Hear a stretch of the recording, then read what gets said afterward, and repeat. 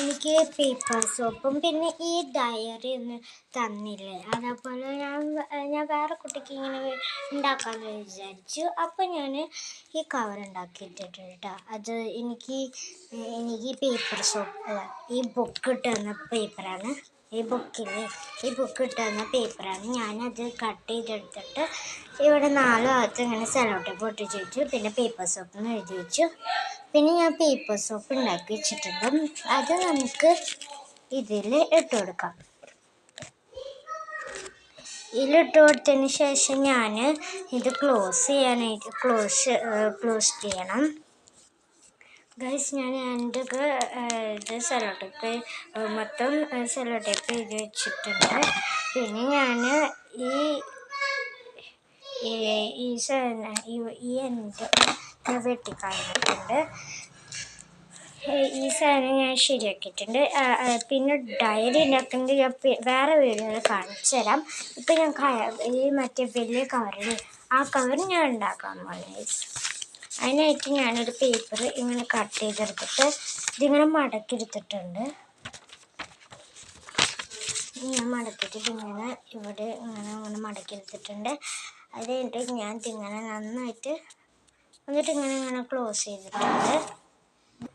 അത് കഴിഞ്ഞിട്ട് ഗൈസ്, ഞാൻ ഇവിടെ ഈ എൻഡും മാത്രം സെല്ലോ ടേപ്പ് എടുത്ത് കൊടുക്കാം.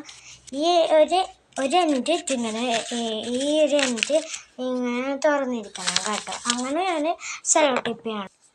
ഞാൻ ഇതേപോലത്തെ ഡിസൈനാണ് ഉദ്ദേശിക്കുന്നത്. പക്ഷെ ഞാനിവിടെ പുതിയ പേപ്പർ എടുത്തിട്ട് ഇതിങ്ങനെ 3 ഭാഗം ഇതിങ്ങനെ ഒന്ന് ഒട്ടിച്ചു കൊടുത്തിട്ടുണ്ട്. പിന്നെ ഈ എൻഡ് ഭാഗം ഇതിങ്ങനെ ഇവിടെ ഉണ്ടായിരുന്നില്ല, അത് തുറന്ന് കൊടുത്തിട്ട് ഓട്ടമുള്ള സ്ഥലത്ത് ഞാൻ ഇതിങ്ങനെ ഒന്ന് ഒട്ടിച്ചു കൊടുത്തിട്ടുണ്ട്. പിന്നെ ഇതൊക്കെ ഡിസൈൻ ചെയ്യണം.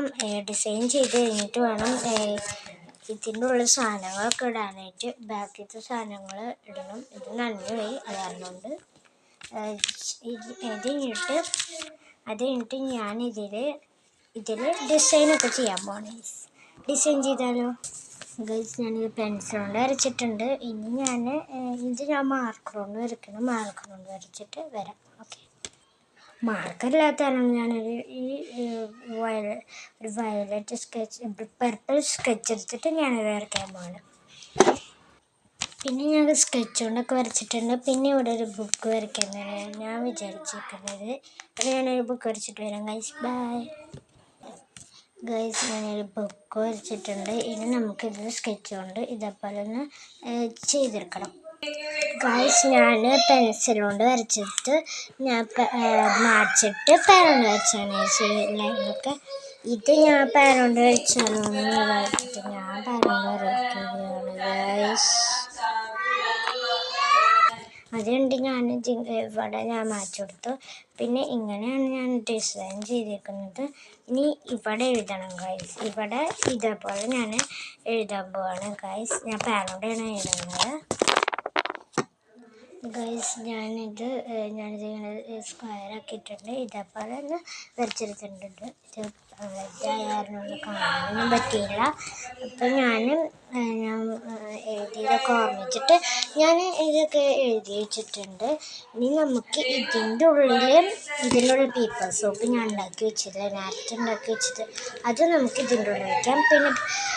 പിന്നെ ഈ ബുക്ക് ഞാൻ വേറെ അടുത്ത വീഡിയോയിൽ ഞാൻ കാണിച്ചു തരാം ഗൈസ്. ബൈ.